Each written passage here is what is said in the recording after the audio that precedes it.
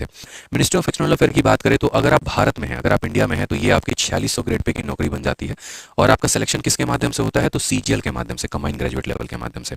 लेकिन वहीं जब आप फॉरेन में जाते हैं तो फॉरेन में आपकी जो सैलरी है मेरे भाई, वो आपका कुल मिलाकर 4 से 6 लाख रुपए के बीच में आता है। मैंने 4 से 5 लाख क्यों नहीं लिखा है? क्योंकि कहीं कहीं कंट्री में 4 लाख मिलता है और किसी किसी कंट्री में मेरे भाई 4 से 6 लाख रुपए मिलता है। बोलोगे सर कैसे? रीजन है, मिनिस्ट्री ऑफ एक्सटर्नल अफेयर की जो पोस्ट में होता है मेरे भाई, इसमें कोई भी टैक्स आपका नहीं लगता है, किसी भी आर्टिकल पर किसी प्रकार का कोई भी टैक्स नहीं लगता है। समझे? जिनेवा समझौता के तैयार भी एक जिनेवा का जो है मेरे भाई सम्मेलन हुआ था, उस सम्मेलन में भी ये बात कही गई थी कि अगर कोई भी राजदूत किसी भी देश में रहता है तो उसको वहाँ टैक्स देने की आवश्यकता नहीं है। ऐसा नहीं है कि आपके ऊपर टैक्स नहीं लगता है। अगर मान लीजिए कि भारत में भी अमेरिकन जो है वो यहाँ पर एम्बेसी में जो लोग रहते हैं, या एक तरीके से पाकिस्तान एम्बेसी के जो लोग रहते हैं पाकिस्तान वाले एम्बेसी में, तो वो भी यहाँ पर कोई टैक्स नहीं देते हैं, ना कोई इनकम टैक्स लगता है, ना कोई और टैक्स लगता है उनके ऊपर में। फॉरेन में जब आपको ये सैलरी मिलती है तो वो फॉरेन करेंसी में होती है। अगर आप मान लीजिए कि जापान में है तो आपको जो मिलेगा वो येन में पेमेंट मिलेगी, इस तरीके से करके यहाँ पे पूरा का पूरा मेरे भाई रहता है। इसी वजह से वो थोड़ा सा जो पेमेंट है वो बढ़ जाता है। दूसरा, अगर हम एमईए की बात करें तो ये एक ऐसा पोस्ट है जहाँ पर आपको कम से कम आपके 2 बच्चे हैं, 2 बच्चों को मेरे भाई आप 12वीं क्लास तक, यहाँ पर आप मेरे भाई 12th क्लास तक आप प्रॉपर मेरे भाई फ्री में पढ़ा सकते हैं। और फ्री में क्या पढ़ा सकते हैं? तो इसका जो पूरा का पूरा जो खर्चा है वो सरकार उठाती है, फ्री एजुकेशन आपको मिलता है। इस वजह से बहुत सारे जितने भी लगभग एमईए वाले लोग होते हैं तो वो अपने बच्चों को विदेश में ही पढ़ाते हैं। भैया जब फ्री में ही पढ़ाना है तो फिर इंडिया में क्यों पढ़ाएं, फिर फॉरेन में क्यों ना पढ़ाएं? तो उनके मन में ये इच्छा रहती है। तो कम से कम अगर आपके 3 बच्चे हैं तो सरकार 2 का खर्चा देगी, 1 का खर्चा आपको खुद उठाना होगा। 2 बच्चों को 12वीं क्लास तक फ्री में आप पढ़ा सकते हैं। आप जिस भी कंट्री में हैं उस कंट्री के टॉप स्कूल में, उसका पूरा खर्चा जो है वो सरकार उठाती है। इसके अलावा अगर मान लीजिए आपको पूरा का पूरा मेरे भाई हेल्थ का फ्री बेनिफिट मिलता है, आप यहाँ पर एक तरीके से फ्री हेल्थ ट्रीटमेंट या फ्री ट्रीटमेंट करवा सकते हैं पूरी फैमिली का अपना, आप जहाँ पर भी रहते हैं। अगर आप इंडिया में हैं तो इंडिया में करवाइए, और अगर आप फॉरेन में रहते हैं तो फॉरेन में करवाइए। इसका भी जो पूरा का पूरा खर्चा है वो सरकार उठाती है। एनआईटी कॉलेजेस में एडमिशन हो सकता है, कंडीशन ये होगा कि 12th में 50% मार्क्स हो और AIEEE का पेपर उन्होंने दिया हुआ हो।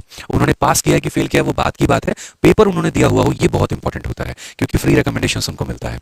ठीक है, फ्री रिकमेंडेशन उनको मिलता है, इस बात को ध्यान रखो। ठीक है, एक रिकमेंडेशन लेटर होता है, अगर वो लिख दिया जाएगा तो एनआईटी कॉलेजेस में मिलते हैं। बट मेरे भाई आप बोलोगे यार एनआईटी में एडमिशन मिल गया तो बहुत अच्छी बात है, बट एक और बात बता दे तो एनआईटी में मेरे भाई एडमिशन जो है वो मिल तो जाता है बट लोग लेते नहीं है। रीजन यहाँ पे, क्योंकि जो बच्चे मेरे भाई जैसे मानो बचपन से पढ़ रहा है वो लंदन में, तो फिर वो इंडिया में एनआईटी में क्यों आएगा? फिर वहीं के वो यूनिवर्सिटीज में हार्वर्ड होकर बाकी यूनिवर्सिटीज होकर वहां से पढ़ाई कंटिन्यू करते हैं। ठीक है, थोड़ी और अच्छे लेवल की शिक्षा जो है वो प्राप्त करते हैं। बहुत कम लोग ऐसे होते हैं जो विदेश छोड़कर वापस से इंडिया में आते हैं। ठीक है, इसके अलावा अगर हम आपको बेनिफिट बताएं तो मान लीजिए कि आपका यहाँ पर जॉब लग जाता है और आपके स्पाउस यानी आपकी जो मैडम है, महिला मित्र हैं जिनसे आपकी शादी हो रखी है, अगर वो भारत में किसी भी सरकारी मंत्रालय में है, किसी भी सरकारी मंत्रालय में है, ठीक है, तो यहाँ पर उनको 6 महीने की लीव ग्रांट कर दी जाती है। इसी वजह से, क्योंकि आप मेरे भाई विदेश में, जैसे मानो मैं हूँ और आज मेरी पोस्टिंग जर्मनी में आ गई और मेरी वाइफ टीचर है, तो मेरी वाइफ को 6 महीने की लीव मिल जाएगी सेटलमेंट के लिए कि आप जाइए अपने हस्बैंड के साथ और उनका एक तरीके से सेटलमेंट करवाइए वहां पे। तो एक ट्रांसफर में, मतलब एक पोस्टिंग में मेरे भाई 6 महीने की छुट्टी होती है। मानो 3 साल तक मैं चाइना में रहा, अगले 3 साल तक मेरे भाई मैं जापान गया, तो चाइना के लिए मुझे 6 महीने की छुट्टी मिलेगी, जापान के लिए फिर मुझे 6 महीने की छुट्टी मिलेगी। ये एक अलग ही बेनिफिट होता है। ठीक है, कलर का पासपोर्ट क्या रहता है कि नॉर्मली किसी भी सिटीजन के लिए होता है। कोई भी इंडियन सिटीजन जो है, मैं हूँ, आप हैं, शाहरुख खान है, या कोई भी है मेरे भाई, तो सबके लिए यहाँ पे रहेगा। ठीक है, सलमान खान, कोई भी हो मेरे भाई, तो सबके लिए यहाँ पे रहेगा ब्लू कलर का पासपोर्ट। लेकिन जो लोग मेरे भाई एमईए में काम करते हैं तो उनको ब्लू कलर का पासपोर्ट नहीं मिलता है मेरे भाई, उनको व्हाइट कलर का पासपोर्ट मिलता है। और व्हाइट कलर का पासपोर्ट जो होता है एक तरीके से सारे के सारे ऑफिशियल्स के लिए होता है, जो भी लोग मेरे भाई काम करते हैं गवर्नमेंट सेक्टर में। और मेरे भाई जो दूसरा होता है मरून कलर का, अगर आप करेंगे मैं आपको दिखा दूंगा, तो मरून कलर का जो पासपोर्ट होता है ना, वो मरून कलर का पासपोर्ट जितने भी डिप्लोमेट होते हैं, ठीक है, जो राज एक तरीके से डिप्लोमेट का मतलब जैसे अजीत डोभाल हो गए, आपके ब्यूरोक्रेट हो गए, जो एक कंट्री से दूसरे कंट्री किसी मीटिंग के लिए जा रहे हैं, सरकारी पर्पस के लिए जा रहे हैं, तो मेरे भाई उनको यहाँ पर यह पासपोर्ट मिलता है। ठीक है, तो अगर हम बात करें तो व्हाइट कलर का पासपोर्ट जो है वो ऑफिशियल है। ठीक है, अब इस व्हाइट कलर के पासपोर्ट का हम आपको फायदा बताते हैं।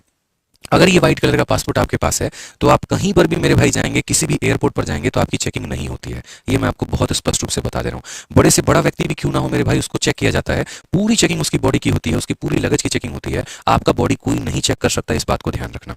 ठीक है, आप क्या कैरी कर रहे हो, क्या कैरी नहीं कर रहे, कोई चेक नहीं करता है, क्योंकि आप एक कंट्री को रिप्रेजेंट करते हैं। इसी वजह से कभी भी आप एयरपोर्ट जाएंगे, आपके लगेज की चेकिंग होगी लेकिन आपकी चेकिंग नहीं होगी। और आपकी लगेज की भी चेकिंग कई बार नहीं होती है। अगर आपने अपने गवर्नमेंट अपने अपने ऑफिस से लिखवा रखा है कि ये मेरे भाई सरकारी दस्तावेज या सरकारी प्रॉपर्टी है, तो वहां पर सिक्योरिटी आपके लगेज को भी चेक नहीं करेगी। ये भी एक बात तय है।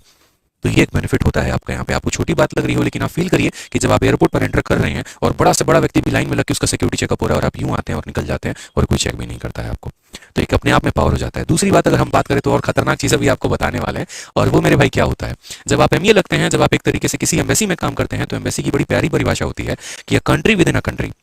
यानी वो खुद में अपने आप में एक देश है।